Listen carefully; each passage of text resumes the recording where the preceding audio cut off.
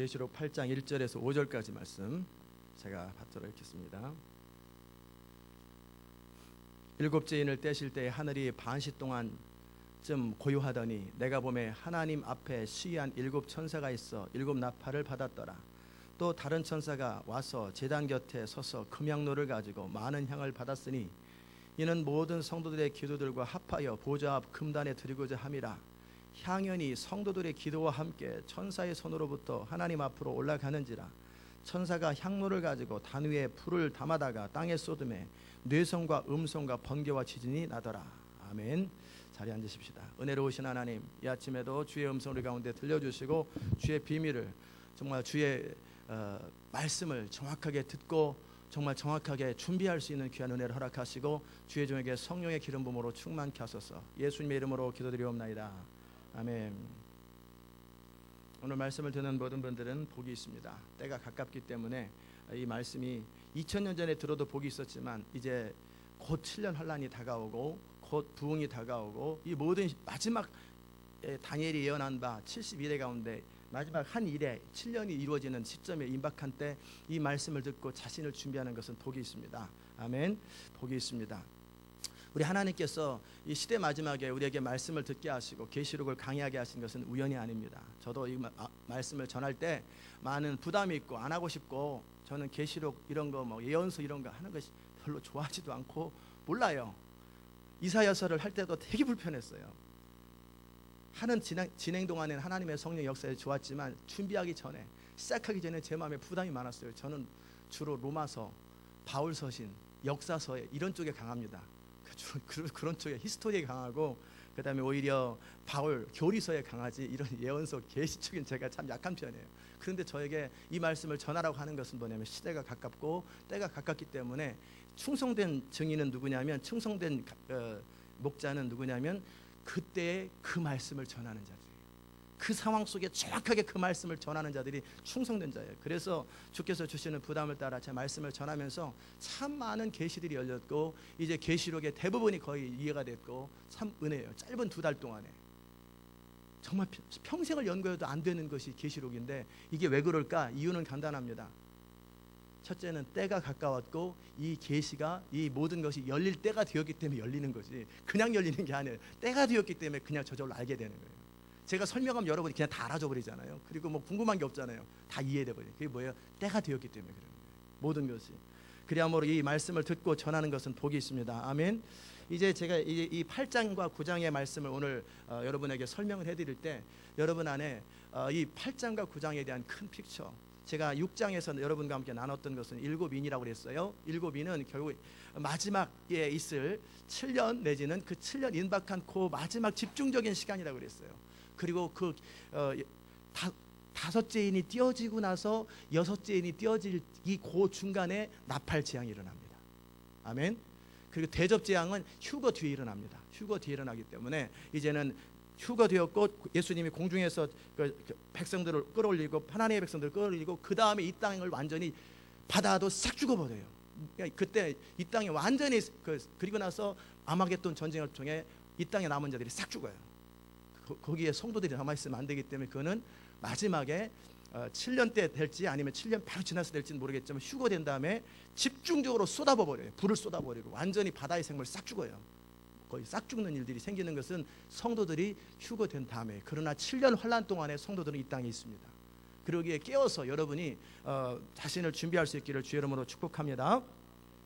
여러분이 그 6장에 보시면 6장에 계속 계시록을 이제 매일매일 읽으라고 그랬죠. 매일 한 번씩이나 자주 읽어가지고 익숙하게 해놓으라고. 6장의 흰 말은 뭐라고 그랬습니까? 적그리스도와 그 세력이 이기려고 하고 활을 가졌지만 그 활은 무슨 활이라고 그랬어요? 화살이 없는 활, 전쟁을 통하지 아니하고 그가 세력을 얻는다라는 거예요. 모든 전쟁과 모든 제국은 전쟁을 통해 이겼지만 이 적그리스도의 제국은 전쟁 없이 이뤄요. 근데 이거 우리가 주의해서 볼 것은 뭐냐면 이제 중동 땅에서 이제 이스라엘 땅에서 일어나는 일을 주목해야 되는데, 왜냐하면 왜 주목해야 될까? 이스라엘 땅에서 유엔과 이스라엘이 언약을 맺고 또 계약을 맺으면 그때서부터 7년이 시작되는 게 7년 환란이 시작되는 날이에요.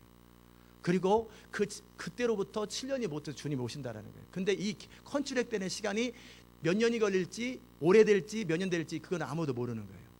왜냐하면 계약이라는 것이 이 무슨 뭐 집 하나 사는 것도 뭐 그냥 3개월 걸리는데 그냥 뚝딱 오늘 했더니 오늘 딱 그러진 않거든요. 그 많은 디테일한 것들을 다 하는 모든 시간들이 필요한데 이런 시간이 얼마가 걸릴지 모르겠지만 그것이 관건이에요. 그러나 어쨌든 유엔과 세계와 이스라엘이 컨트랙을 맺어서 팔레스타인 땅을 내어주고 반대로 만약에 내어주는 것 자체가 문제가 아니고 그 반대 조건으로 예루살렘에 성전이 세워진다면, 그 조건으로 성전이 세워지는 것이 허락이 되어진다면 그때는 7년 환란이 카운트되는 첫 출발입니다.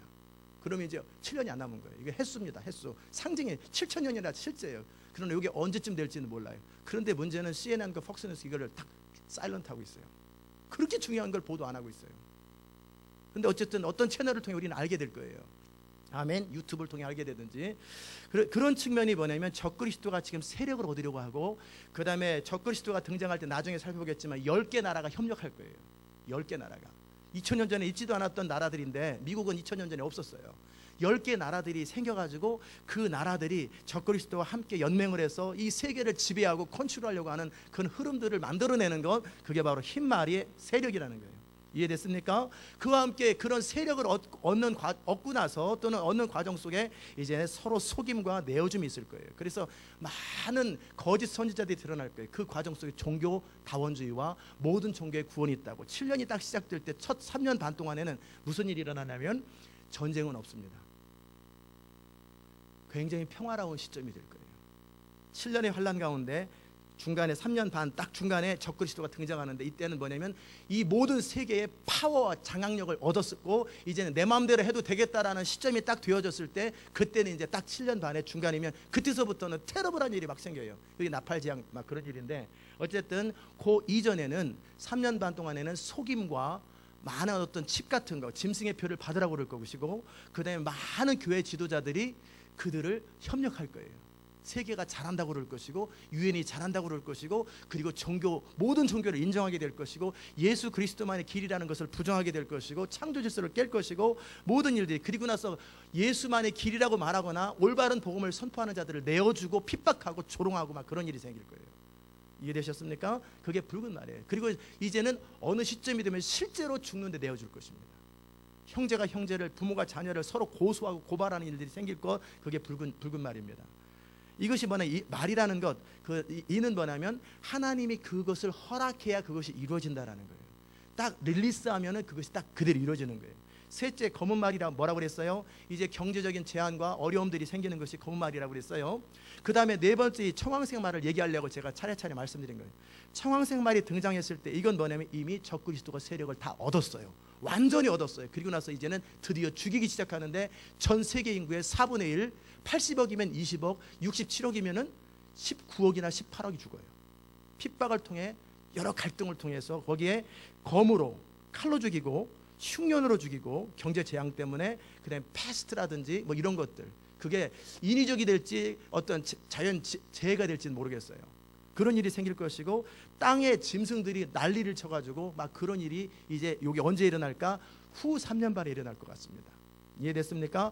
그러는 과정 속에 다섯째는 뭐라고 그랬냐면 후 3년 반에 일어날 성도들의 호소일 것 같아요. 언제까지 이렇게 이 성도들이 핍박을 당하되, 한두 명도 아니고 거의 엄청나게 많은 부흥 이후에 돌아왔던 사람들 가운데 굉장히 많은 수들이 핍박을 당하거나 아니면 순교를 당하는 그런 일들을 계속 지켜볼 적에 성도들이 미리 순교당한 자들이 호소할 것입니다.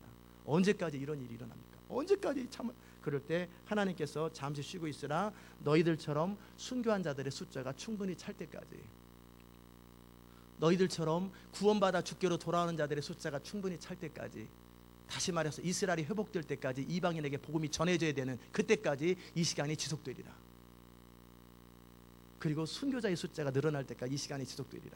그리고 나서 여섯째는 주님 오시기 바로 직전에 하나님으로부터 내려오는 사인이고, 여기까지 다 이해됐고요. 그러는 과정 속에 7장에서 우리가 무엇을 다뤘냐면, 정말 14만 4천 명의 사람들이 이스라엘 백성들 가운데 주께로 돌아오는데, 그들이 나중에 보면은 그들은 첫 열매라고 돼 있어요.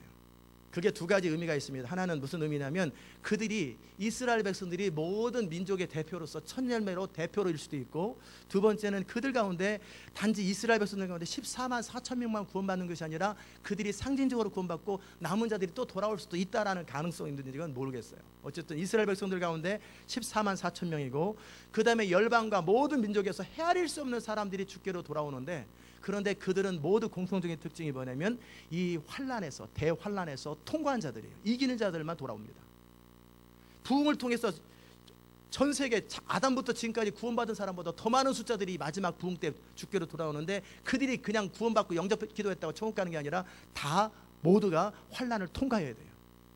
이 환란을 통과한 사람들만이 천국에 갈 수 있다라고 그 계시록 7장에서 14절에서 이 큰 무리는 큰 환란, The Great Tribulation으로 나오는 자들인데 어린 양의 피에 그 옷을 씻어 희게 하였느니라. 이런 사람들이 오는 거예요. 여기까지 다 이해됐습니까? 이제 그 청황색 말이 켜질 때가 적그리스도의 등장이라고 그랬고, 그러는 과정 속에 많은 핍박이 있고, 그래서 지구의 4분의 1이 죽는다고 그랬어요. 지구의 4분의 1이 죽고 그 권세를 그들이 받았어요. 계시록 13장 이하에 보면은 적그리스도와 그의 세력들이 이 땅을, 성도들을 이긴다고 되어 있고, 세계를, 모든 족속과 언어와 방백들을 다 다스릴 권세를 받았다고 되어 있어요. 그렇기 때문에 몇 년 동안, 3년 반 동안 그들이 받아서 합법적으로 하나님으로부터 받아가지고 그 세계를 다스리는 거예요. 이게 우연히 이루어지는 게 아니라 하나님이 허락하는 거예요. 왜 그래요? 결국은 양과 염소를 가르기 때문에 그들이 사용되는 것뿐이고, 결국 이 땅에 악이 충만할 때 하나님 이 땅을 심판하기에 합당하도록 이 땅을 만드는 거예요. 이 모든 것이 하나님의 주권입니다. 이해되셨습니까? 예. 그 다음에 8장을 보십시다. 8장을 보시면 이제 이 나팔 재앙이 언제일까? 제가 두 가지가, 이제 나팔 재앙 자체가 어렵진 않았는데 나팔 재앙이 언제쯤일까가 첫 번째, 이것은 7년의 환란 중에서 후 3년 반 고 핍박 다음에 일어날, 핍박이나 핍박 다음에 일어나는, 즉 후 3년 반 동안에 일어나는 재앙이 나팔 재앙입니다. 아멘?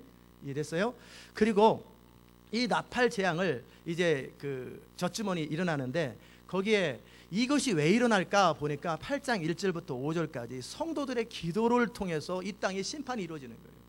그냥 우연히 이루어지는 것이 아니라 성도들이, 모든 성도들의 기도들과 함께 또 향을 받았어요. 성도들이 기도할 때 이 땅에 하나님의 공의가 이루어지고 하나님의 심판이 이루어지고, 나팔 재앙 7개가 다 띄어져야 주님이 오시는 거예요. 그 전까지 주님 안 오세요.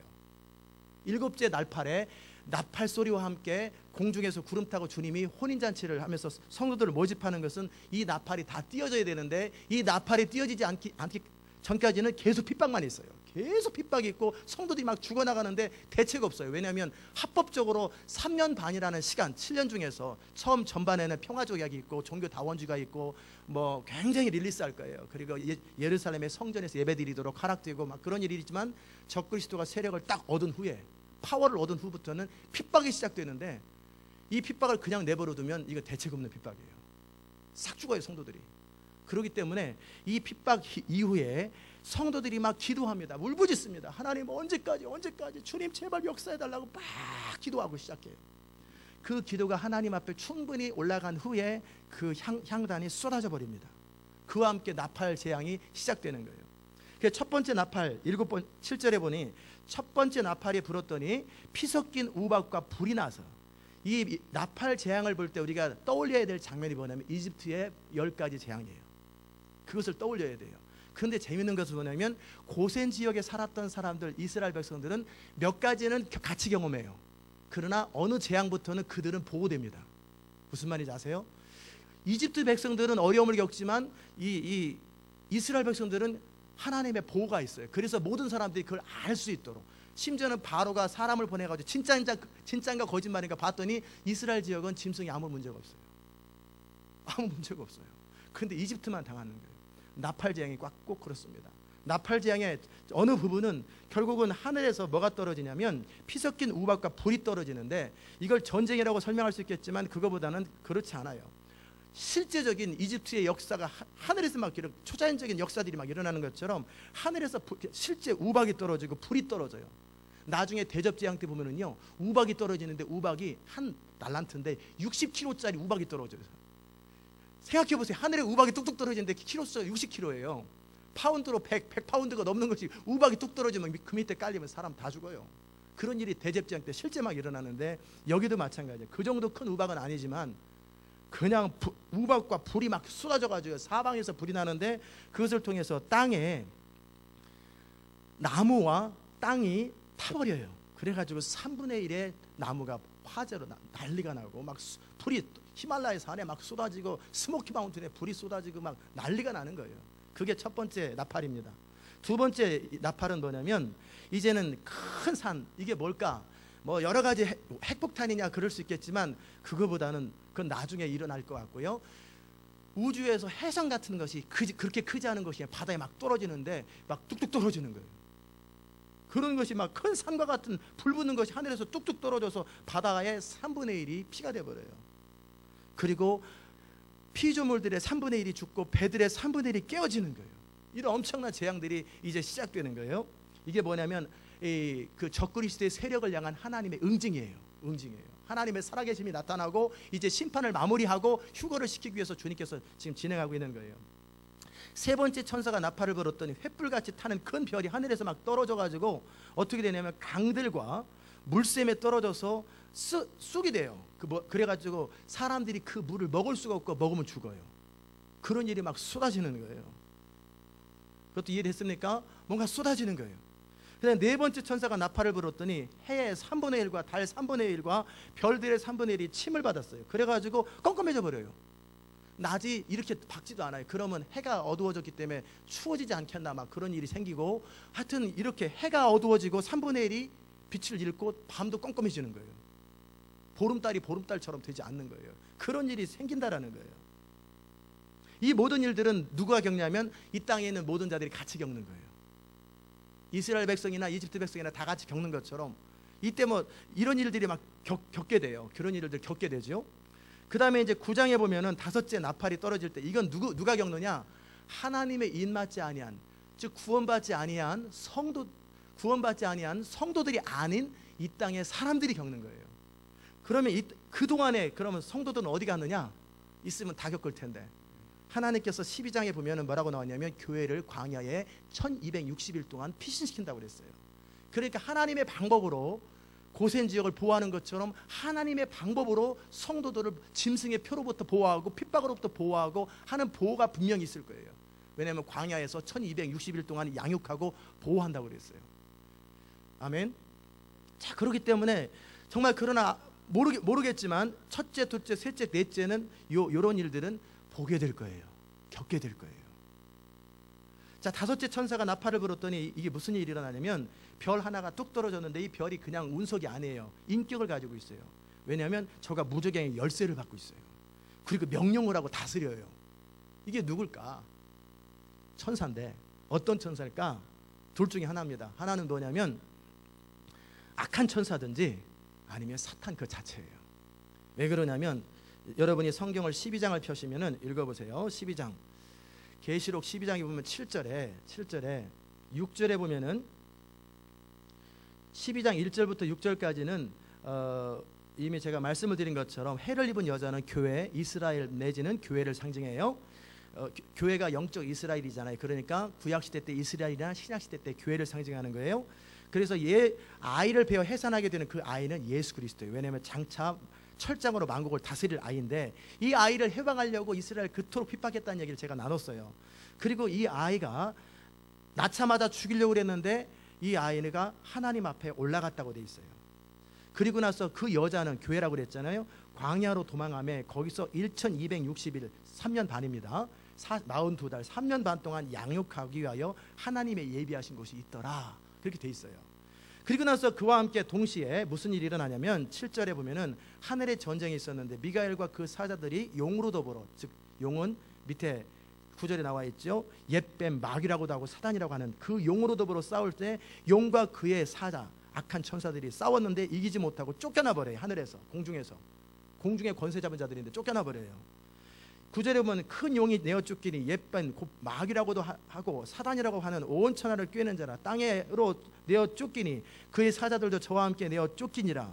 그리고 나서 찬양이 일어나요. 하늘에서 하나님께서 이 모든 일을 이루었다고, 구원과 능력과 나라와 그리스도의 권세가 이루었으니 우리 형제들을 참수하던 자 곧 우리 하나님 앞에서 밤낮 내가 벌할 겁니다.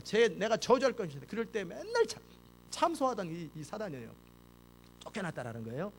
여러 형제가 어린 양의 피와 자기의 증거하는 말을 인하여, 즉 예수님의 보혈을 믿고 믿음의 말을 하는 그들이 언제까지 그냥 하는 게 아니라 죽기까지 자기 생명을 아끼지 아니하고 예수의 보혈을 의지하고 믿음으로 계속 선포하는 그들의 기도를 통해서 이 영적 전쟁이 승판이 나는 거예요. 아멘. 그러기에 중보기도자들이 굉장히 중요한 거예요. 예수의 보혈을 의지해야 중보기도가 일어나 능력이 있고요, 믿음으로 버티되 죽기까지 자기 목숨을 아끼지 않아야지 중보기도가 능력이 많은 거예요. 아멘. 그렇게 하셔야 되는 거예요. 생명을 아끼지 않고 중보기도를 하셔야 돼요. 기도하면서 순교할 만큼 기도를 하셔야 돼요. 그게 영적 전쟁에서 이기는 비밀이에요. 자, 그리고 나니까 이 용이 땅바닥에 쫓겨나요. 13절에 보면 자기가 땅으로 내어 쫓긴 것을 보고 남자를 낳은 여자, 즉 교회를 핍박하는지라. 그 여자가 큰 독수리 날개를 받아 광야 자기 곳으로 날아 거기서 그 뱀의 낯을 피하며 한 때와 두 때와 반 때 3년 다니죠. 양육받으며 여자의 뒤에서 뱀이 그 입으로 물을 강같이 투하여 여자를 물에 떠내려 가려고 하되 그 교회를 짓밟으려고 하는데 땅이 여자를 도와 그 입을 벌려 용의 입에서 토한 강물을 삼킨다고 그랬어요. 그와 함께 17절에 용이 이 사단이 교회에게 분노하여서 돌아가서 이제 도망간 사람들은 어쩔 수 없는 거예요. 그런데 여자에 남아 도망가지 못하고 이 땅에 있는 자들이 성도들이 있다라는 거예요. 그들을 핍박하기 시작해요. 분노를 그들에게 쏟아붓기 시작해요. 이해되셨습니까? 13장도 똑같아요. 짐승의 적그리스도가 등장한다라는 얘기인데 이건 나중에 제가 살펴보기로 하고요. 다시 9장으로 돌아가십시다. 이 하늘에 별이 딱 떨어졌는데 이 별이 뭐 하냐면 사자지요. 인격을 가지고 있는데 무저갱의 열쇠를 가지고 있어가지고 그 무저갱을 열어요. 무저갱을 열었더니 거기서 구멍에서 큰 풀무 같은 연기가 쫙 오는데 해와 공기가 그 구멍의 연기로 새카만 연기인지 회색인지 모르겠지만 어두워졌다고 그랬어요. 거기서 황충이 나타나요. 황충이 연기 가운데 나오매, 땅 위에 나오매 저희가 땅에 있는 전갈의 권세와 같은 권세를 받았다. 이건 그냥 동물이 아니에요. 그냥 곤충이 아니에요. 생황 무기일 수 있겠지만 그렇지 않아요. 왜냐하면 얘네들이 사람을 골라요. 아무나 쏘지 않아요. 무슨 곤충이 사람을 고르겠어요. 이게 누굴까? 이게 누굴까? 베드로 후서 2장 4절을 보십시다. 가능성을 제가 말씀드립니다. 베드로 후서 2장 4절에 보면은 이런 말씀이 있어요. 하나님이 범죄한 천사들, 처음에 3분의 1의 천사들이 루시퍼와 함께 타락했잖아요. 용서치 아니하시고 지옥에 던져 어두운 구덩이에 두어 심판 때까지 지키게 하였으니, 어떤 사단과 어떤 천사들은 하나님의 공의를 이루기 위하여 릴리스된 존재들이 있고, 어떤 거는 그 수천 년 동안을 무저갱에 가뒀단 말이에요. 근데 그들이 나오지 않겠다라는 마음이 들어요. 그래서 어쨌든 황충의 모습으로 나타나는데 골라가지고 사람을 쏘는데 골라서 쏘아요. 아무나 안 쏘아요. 하나님의 입맞지 아니한 자, 즉 구원받지 않은 사람들만 골라서 쏘아요. 근데 얘네들이 수목은 해치지도 않아요. 원래 로커스트가 어떻게 해요? 곤충들이, 황충들이 이집트에 오면은 수목을 다 해쳐버리잖아요. 풀을 다 먹잖아요. 근데 풀한테 해치지도 않고 그냥 하나님이 입맞지 않은 사람들만 골라서, 여기에는 짐승의 표를 받은 사람도 있고 받진 않았지만 구원받지 못한 사람이 있을 수도 있겠지요. 그런 사람들만 골라가지고 해야 하는데 희한한 일이 있어요. 5달 동안만 그런 일이 일어나요. 그런데 사람들이 그때는 너무너무 고통스럽기 때문에 죽고 싶어도 죽어지지가 않아요. 죽음이 피해버려요. 이건 우연히 일어나는 어떤 자연재해가 아닌 걸 알겠잖아요. 아무리 물어도요 고통스럽기만 하는데 죽지도 않아요. 그때 이 황충 때문에 죽는 자들이 하나도 없어요. 자살하고 싶어도 자살이 안 돼요. 이건 하나님께서 그렇게 심판하시는 거예요. 사람들이 죽기를 구해도 얻지 못하고 죽고 싶으나 죽음이 피하리로다. 이 황충의 모양을 쭉 나와 있는데 머리에 금 면류관을 써 있고 비슷한 걸 썼고, 얼굴은 사람 얼굴 같고, 머리는 여자 머리털 가지고 있고, 이빨은 사자 이빨처럼 막 그 지금 뜯는 거 얼마나 아프겠어요. 죽지도 않는데 고통스럽단 말이에요. 그 다음에 철 흉갑 같은 흉갑이 있고, 날개 소리는 병거와 많은 그 전장으로 달려들어가는 소리가 다닥다닥다닥 막 그냥 쇳소리가 막 나는 거예요. 그리고 이 전갈 황충에 꼬리와 쏘는 살이 있어서 그 팍팍 쳐버리는 거예요. 그러니까 얼마나 힘들겠어요. 그런데 5달 동안 이런 일을 겪는데 누가 겪어요? 하나님의 입맞지 아니한 사람들만, 고들만 겪는 거예요. 마치 이집트에서 고센 지역은 아무렇지도 않고 이집트 사람들만 겪는 것처럼 고들만 딱 골라서 겪어요. 구원받기를 주의 이름으로 축복합니다. 잘못하면 이거 다 겪습니다. 자, 그 다음에 11절에 보면은 저에게 임금이 있으니 무적에게 사자라. 히브리 음으로는 거기에 리더가 있다라는 거예요. 황충들 가운데 리더이 있어서 리더 말을 잘 들어요. 그런데 이름은 아바돈이라, 헬라어로는 아볼론이라고 하는 이름을 가진 리더가 있어요. 그래서 그 리더의 말을 추종하고 시킨 대로 해요, 황충들이. 이해됐습니까? 이제 첫 번째 화가 지나갔어요. 화가 3개가 있는데 첫 번째 화는 뭐냐면 황충의 화예요. 이거 그 믿지 않는 자들에게, 하나님을 거역하는 자들에게 임하는 화가 3가지가 있는데, 첫 번째 화, 두 번째 화는 뭐냐면 전쟁이에요. 전쟁. 이게 2가지 설명이 있는데 가능성 둘 다 있어요. 그러나 저는 이제 두 번째 거를 받아들이고 싶은데, 뭐냐면 그냥 이 악한 영들이 이 땅을 그냥 공격하는, 그렇게 말하는 사람들인데 뭐 100% 틀렸다고 말하지 못하겠어요. 그러나 그보다는 무슨 일이 일어날 것 같냐면 이 땅에 전쟁이 일어나겠다, 세계 대전이 일어나겠다, 그런 마음이 듭니다. 자, 거기 보니까 13절에 6째 천사가 나팔을 불매 내가 들으니 하나님 앞 금단 4뿔에서 한 음성이 나서 나팔 가진 6째 천사에게 말하기를 큰 강 유브라데에 결박한 4천사를 놓아주라 그랬어요. 근데 그 4천사는 누구냐면 정확하게 아무 때나 나타나잖아요. 그 년, 월, 일, 심지어는 시간까지 정확하게 그 타이밍에 놓아져요. 그래서 사람, 지구에 있는 사람의 3분의 1을 죽이기로 예비된 자들인데, 이들이 누구냐면 7장을 보십시다. 계시록 7장에 보면은 무슨 일이 일어나냐면 7장 1절에 이후에 내가 4천사가 내 땅 모퉁이에 서 있는 걸 보니, 4천사가 2천사예요. 땅 사방에 바람을 붙잡아 바람으로 하여금 땅에나 바다나 각종 나무에 불지 못하게 하더라. 또 보면 다른 천사가 살아계신 하나님의 인을 가지고 해돋는 데로부터 올라와서 땅과 바다를 해롭게 할 권세를 얻은 4천사를 향해 소리질러 우리 하나님의 종들의 이마에 인치기까지, 구원받을 사람들의 숫자가 차기까지, 그 말이에요. 땅이나 바다나 나무나 해하지 마라. 잠시 홀드하고 있는 이 4천사가 릴리스가 되는 거예요. 이때 드디어 이제 구원받을 사람들이 다 찼어요. 더 이상 구원받을 사람이 없어요. 그럴 때 이제 이게 이제 퍼지는 거예요. 그래가지고 유프라테스 강에서 기름 때문에 전쟁을 할지 이스라엘 문제로 전쟁할지는 모르겠지만 어쨌든 전쟁이 시작되는데, 어떤 일이 일어나면 마병대의 수는 2억이에요.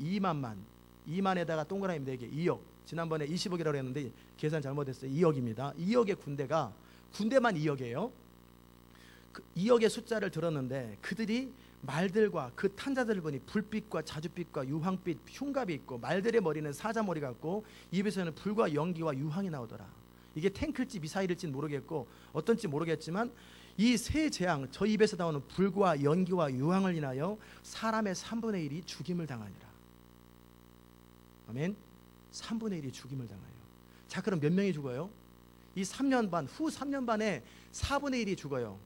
80억으로 가령 계산한다면, 쉽게 계산하게 첫 번째 20억이 죽어요. 근데 이 전쟁에서 60억 남은 사람 가운데 3분의 1, 20억이 또 죽어요. 그런 다음에 휴거되고 나서 남은 자들이 또 싹 죽어요. 그런 일도 3년 반 동안에 또는 바로 임박해서 다 일어나는 일이에요. 그 말들의 힘은 그 입과 꼬리에 있으니 그 꼬리는 뱀 같고 또 꼬리에 머리가 있어 이것으로 해하더라.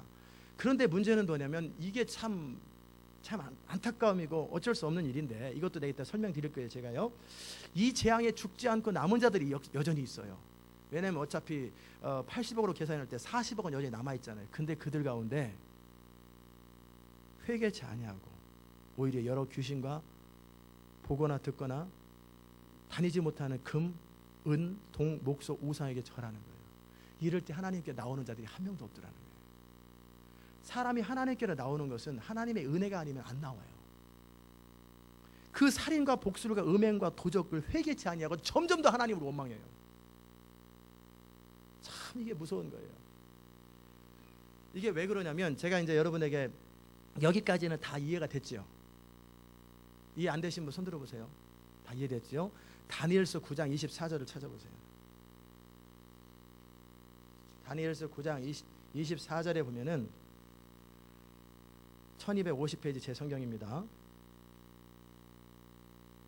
다니엘에게 하나님께서 가브리엘을 통해서 미래 있을 일들을 말씀하시는데 내 백성과 내 거룩한 성을 위하여 이스라엘을 중심으로 그 말씀하시는 거예요. 세계에 일어날 일들을 이스라엘을 중심으로 내 백성과 내 거룩한 성을 위하여 70일의 70 위기입니다. 요 기한을 정하였다. 허물이 마치며 죄가 끝나며 죄악이 영속되며 영원한 의가 드러나며 이상과 예언이 응하며 또 지극히 거룩한 자가 기름 부음을 받으리라. 그러므로 너는 깨달아 알지니라. 이런 일이 생길 거래요. 예루살렘을 중건하라고 하는 영이 날 때부터 기름 부음을 받는 자 곧 왕이 일어나기까지 7이레와 60이레가 지날 것이에요. 그게 무슨 말입니까? 저를 보세요. 그 이스라엘 백성들이 바벨론 포로로 잡혀갔다 돌아오면서 고레스 왕의 칙령을 통해 돌아오었지만 성전을 지으라고 했을 때 아닥사스다 왕이 칙령을 내립니다. 그런데 그것이 다 완성되지 못하고 결국 다리오 왕 때 완성이 됐죠. 그 기간이 7년이라는 70 위기예요. 7년이라는 시간이 걸린다라는 거죠. 그 다음에 성전이 다 완성된 그때서부터 62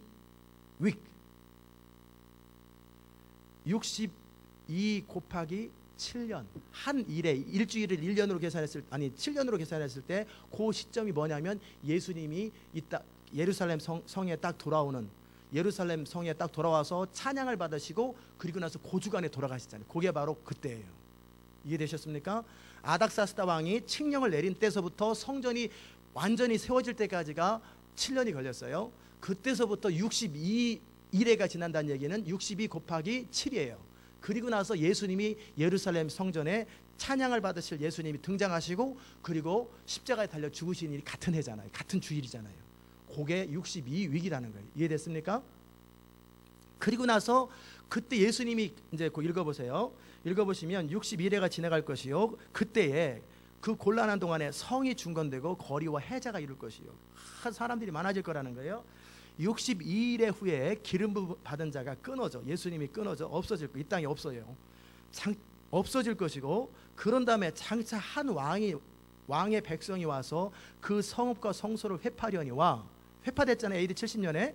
그리고 그 종말은 홍수의 엄몰됨 같을 것이니 또 끝까지 전쟁이 있으니 황폐할 것이 작정되었느니라. 그 다음에 27절 이게 중요해요. 이게 바로 중요한 말씀인데 그는 디도 장군을 말하기도 하지만 사실은 적그리스도를 말하는 거예요. 두 가지를 말한 거예요. 그가 장차 많은 사람으로 더불어 한 일해 동안 7년 동안 언약을 굳게 정하겠고 그리고 그 일의 절반에 제사와 예물을 금지할 거다. 또 잠포하여 미운 물건이 날개를 의지하여 설 것이요 이미 종말까지 정한 종말까지 진노가 황폐하는 자에게 계속 쏟아지려 하였느니라. 이해됐습니까? 저를 보세요. 이제 하나님께서 이것이 예루살렘을 중심으로 일어나는 마지막 주님 오실 때까지 일어나는 일들 가운데 70 위기인데 그 가운데 첫 번째 7 위기는 성전 복구 기간이에요. 그리고 그때서부터 62 위기는 뭐냐면 예수님이 등장하시고 예루살렘에 입성하시고 순교하실 때까지 십자가에 달려 죽으실 때까지 그때까지고요. 그런 다음에 그때서부터 마지막 한 위기 남았어요. 한 일에 7주가 남았는데 요건 7년인데 요거는 처치 에이지라고 합니다. 이거는 항상 플렉시블한 에이지예요. 왜냐하면 우리가 100년 만에 전도하면 100년 만에 끝나는 것이고 1000년 만에 이걸 하나님이 딱 정해놓으면 안 되잖아요. 만약에 하나님이 이걸 2000년이다 딱 정해놓으면 성도들이 결국은 선교 못한다라는 거예요. 그렇기 때문에 이걸 정하지 않은 거예요. 언제든지 그 62일에 예수님 십자가 달려 죽으심과 동시에 부활하심과 함께 뭐예요? 이 마지막 7년 대환란은 플렉시블하기 때문에 정해놓지 않은 거예요. 100년 만에 선교 끝나면 100년 만에 끝나는 거예요. 근데 만약에 이게 가령 145 위기 지난 다음에 일 것이다. 그러면 어쩔 수 없이 7년 하려니 딱 정해져 버리잖아요. 선교가 그렇기 때문에 이거를 플렉시블하게 해놓은 거예요. 교회가 어떻게 반응하느냐, 어떻게 성도들이 선교하느냐에 따라 모든 것이 결정되는 거예요. 그렇기 때문에 이거를 말하지 않은 거예요. 이 기간은. 그런 다음에 마지막 한 일에는 뭐냐면 주님이 오실 그때까지 다시 등장할 그때까지 7년이라는 시간이 있는데 그 7년 중에 절반 기간 동안에 그 적그리스도가 등장해서 파괴가 한다고 그랬잖아요. 그리고 이 7년 동안에 언약이 맺어진다고 그랬어요. 제사의 언약이. 아멘. 12장을 펴보세요. 다니엘서 12장에 보면은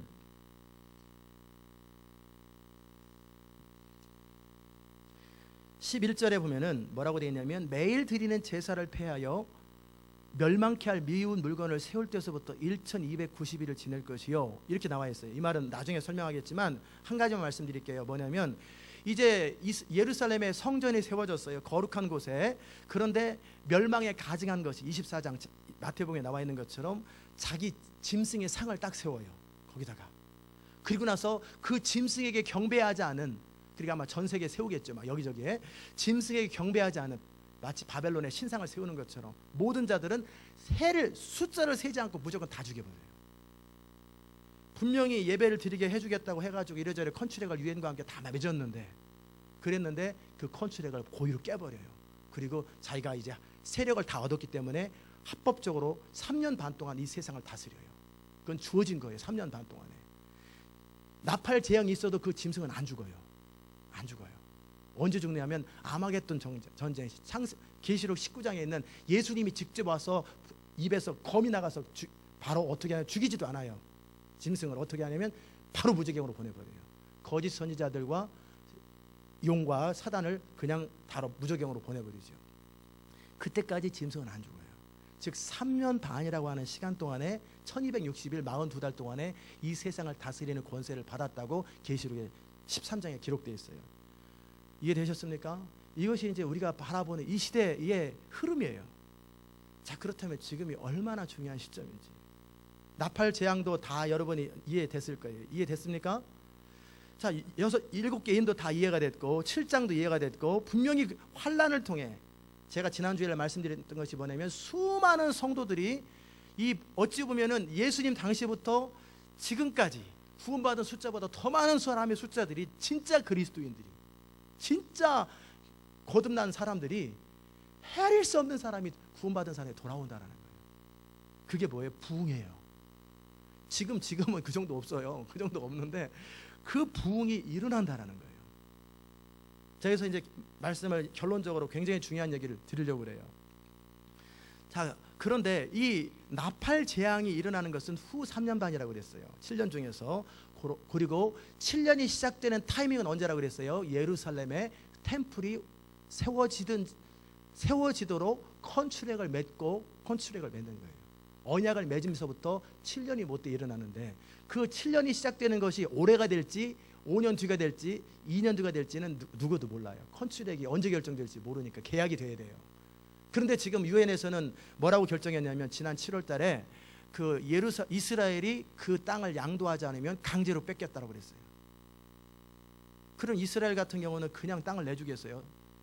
물론 자기들도 2000년 동안 헤매고 다니다가 이제 1948년에 드디어 하나님의 섭리 가운데 땅을 얻었단 말이에요. 그 땅을 얻을 때 팔레스타인 사람들을 쫓아내버렸다고요. 그래서 남이 돼버린 거예요. 그 팔레스타인 입장에 보면 땅이 뺏긴 거예요. 2000년 동안 살던 땅을 뺏긴 것이고, 이스라엘은 자기 땅을 찾은 거예요. 그러자 두 나라를 공존시키기 위해서 이 싸움이 60년 동안은 계속 싸우니까, 계속 맨날 싸우니까 이 문제를 해결해야 되는데, 그럼 어떻게 해결해야 될까? 결국은 팔레스타인 땅을 일정 부분, 뭐 3분의 1이든 반은 내어줄 테고, 대신에 조건으로 너에게 템플에 예배드리도록 하겠다. 그럼 뭐가 문제냐? 그 템플이 이슬람 사원이 있는 그곳이란 말이에요. 그럼 이슬람 사람들이 가만히 있겠어요? 또 17억이 또 벌떼처럼 뛰어들면 이거는 해결할 수 없는 문제예요. 보통은 해결할 수 없어요. 이거는 완전히 이 엄청난 파워를 가진 사람이 이것을 컨트롤하기 전까지는 해결이 안 돼. 이슬람 17억이 누가 그걸 원하겠어요? 이슬람 사원을 부셔버리는, 이건 안 되는 일이거든요. 또 이스라엘이 자기 땅을 뺏기는 거 누가 원하겠어요? 그런 팔레스타인 사람들 싹 죽여버려요. 다 모아가지고 총살시켜요. 이건 또 아니잖아요. 그러니까 이 문제는 거의 해결이 불가능해요. 거의 해결이 불가능한. 그래서 이 문제가 해결되는 바로 그 사람이 세계 지도자가 될 거예요. 그 정도의 사람이 되기 때문에, 그 정도 파워가 있기 때문에 힘으로 할 거예요. 어떤 세력으로, 정치적으로 할 거, 정치력도 탁월할 것이고, 경제력도 탁월할 것이고, 그다음에 군사력도 탁월할 것이고, 이 모든 세력을 가진 사람이 그 일을 하지 않으면 이건 해결 안 되는 거예요. 이슬람 잠잠해, 이스라엘 잠잠해, 팔레스타인 잠잠해, 이렇게 해줄 대신에 내가 너희들한테 필요한 것들 인센티브를 주겠다. 이렇게 그래가지고 서로 이해관계가 맞아가지고 평화롭게 오케이, 에브리바디가 셋업 딱 되는 거예요. 중동 평화가 해결되는 거예요. 그런 자가 등장하면 그 사람은 적그리스도가 될 가능성이 농후합니다. 그 사람이거나 아니 배후에 있는 사람이에요. 그 배후에서 등장하지 않은 사람들. 왜냐하면 그동안에 후 3년 반이 될 때까지 적그리스도가 딱 등장하지 않거든요. 세력을 얻으려고만 하지. 아멘. 자, 이런 시점에서 우리가 어찌 해야 될까? 그 부흥이 일어나야 돼요. 저는 지금까지 어떻게 생각했냐면 부흥이 강력하게 세계적인 부흥이 일어나고 나서 부흥이 서서히 잠들어가면서 시들어가면서 그때서부터 대반격이 시작될 줄 알았는데 제가 이번 주에 정신이 번쩍 드는 게 사단 입장에 생각해봤어요. 적그리스도 입장에 생각해보면 그들은 그렇게 가만히 있나? 부흥이 일어나도록 골을 집어넣도록 가만히 있지는 않겠다. 그럼 엄청난 반격이 일어날 텐데 그렇다면 이 부흥과 7년 환란의 앞부분이 겹칠 가능성이 있다라는 거예요. 겹칠 가능성이 있겠구나. 그러다 보면 우리가 얼마 남았나? 얼마 안 남았다라는 거예요. 그런데 뭘 먹을까 뭘 마실까 성공하고 이거 지금 너무나 의미 없는 얘기예요. 아멘. 이 중요한 시점에서 부부간에 행복하게 지내세요. 그건 알아서 행복하게 지내야지. 그걸 가르치고 정말 중요한 메시지를 지금 이 시대에 전해야 돼요. 그다음에 제가 한 가지 더 중요한 말씀을 전하는 건 뭐냐면 로마서 9장하고 11장 이야기를 제가 드렸지만 결국 야곱의 트리블레이션이 뭐냐면 하나님께서 이스라엘 백성들이 메시아이신 예수 그리스도를 거역하고 그 피를 우리와 우리 자손들에게 돌리라고 했을 때 그때서부터 언제까지 마지막 이스라엘이 주께로 돌아올 때까지 그 환란이 겪어요. 그게 아마 지금까지 2000년 동안 겪는 거예요. 2000년 동안 2011년이니까 2000년은 다 못 겪어도 하여튼 1980년 정도를 겪는 거예요. 지금 겪고 있는 거예요.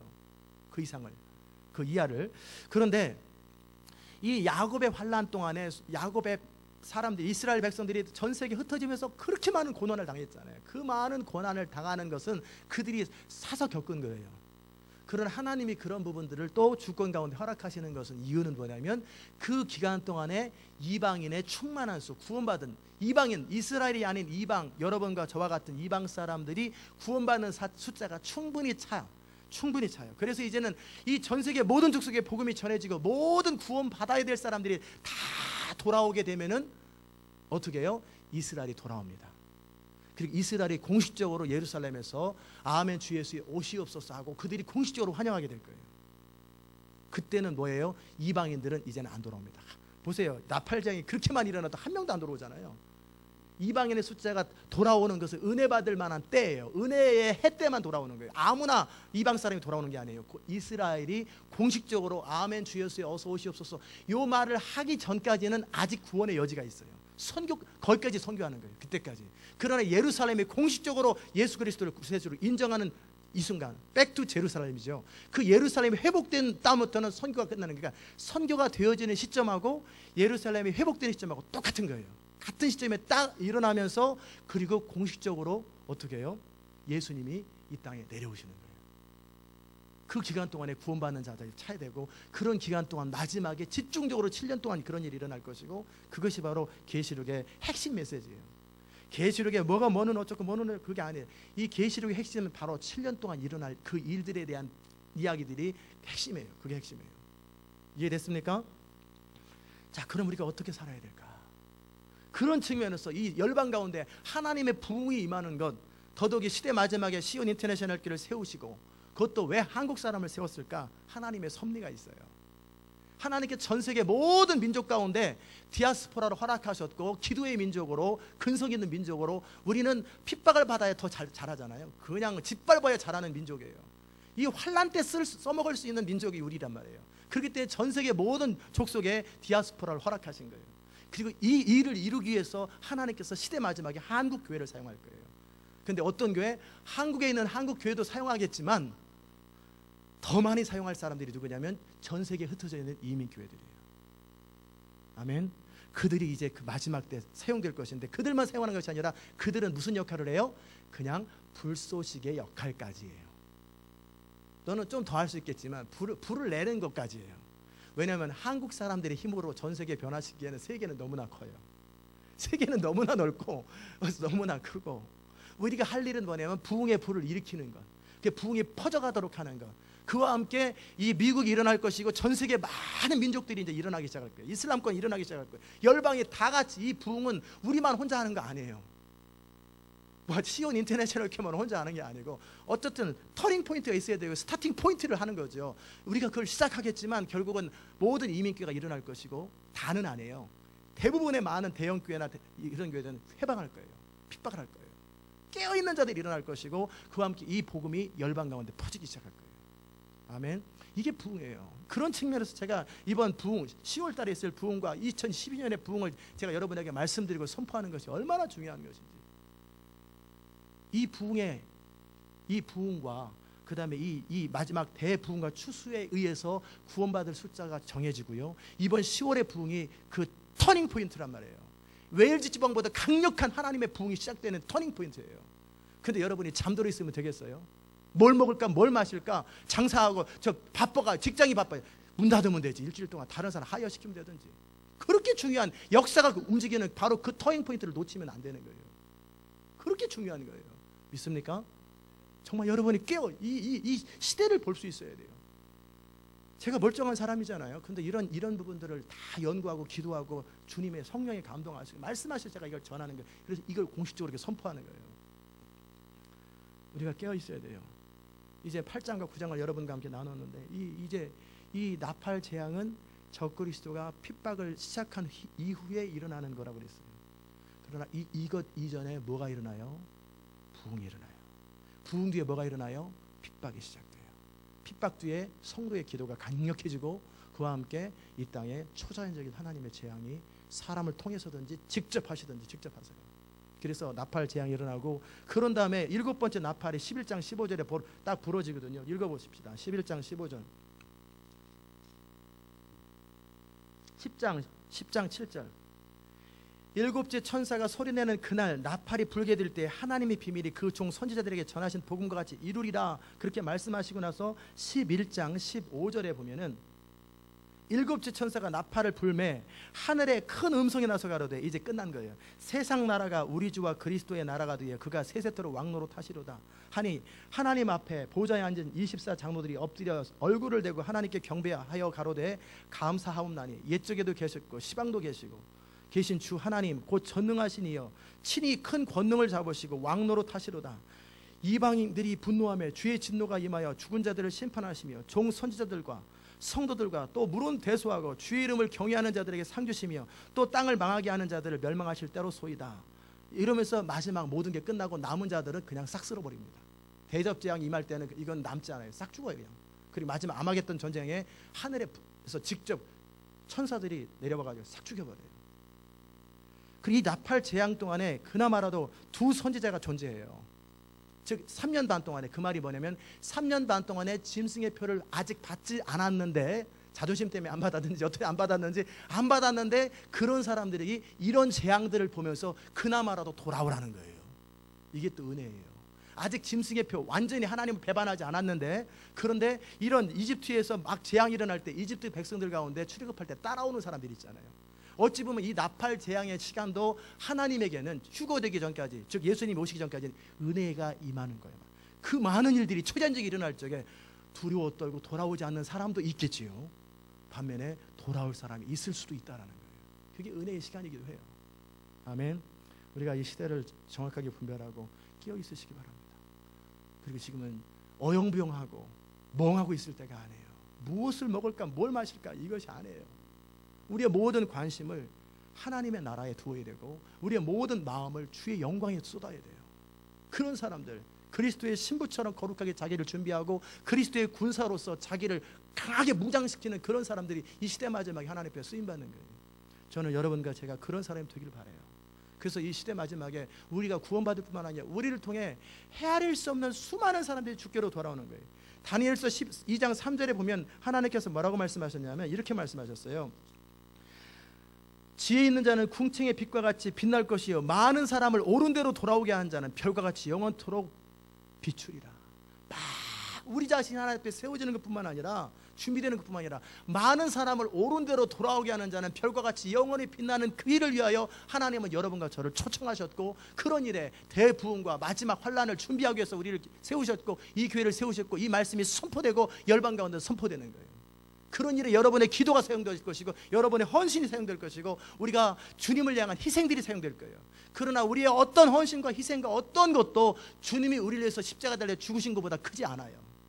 우리는 마땅히 주님께 드릴 만큼 다 드려도 온전하지 못해요. 더 드릴 수밖에 없는 존재예요. 그런데 하나님은 바로 우리 성도들의 기도를 통해, 이 땅에 있는 성도들의 기도를 통해, 그리고 우리의 희생을 통해 우리의 헌신을 통해 하나님의 나라를 회복하기를 기뻐하시더라는 거예요. 그게 얼마나 큰 은혜인지 몰라요. 여러분과 제가 그런 영광스러움에 참여할 수 있기를 주의 이름으로 축복합니다.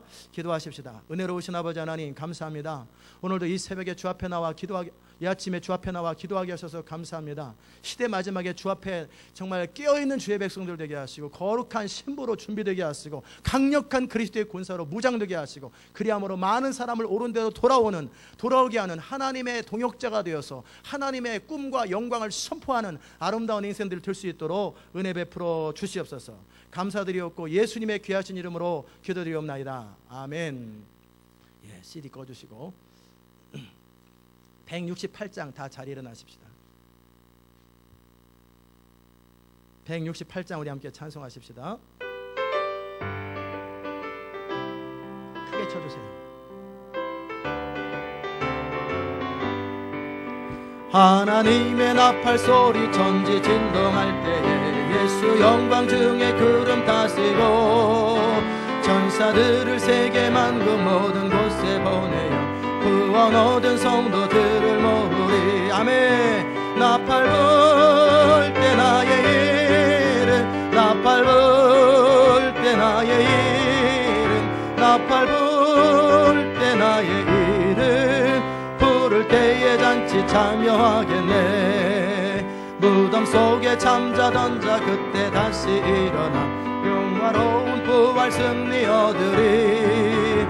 주의 택한 모든 성도 구름 타고 올라가 공중에서 주의 얼굴 배우리. 아멘. 나팔 불 때 나의 이름, 나팔 불 때 나의 이름, 나팔 불 때 나의 이름, 부를 때에 잔치 참여하겠네. 주님 다시 오실 날을 우리 알 수 없으니 항상 기도하고 깨어 있어서 기쁨으로 보좌 앞에 우리 나가서도록 그때까지 참고 기다리게. 나팔 불 때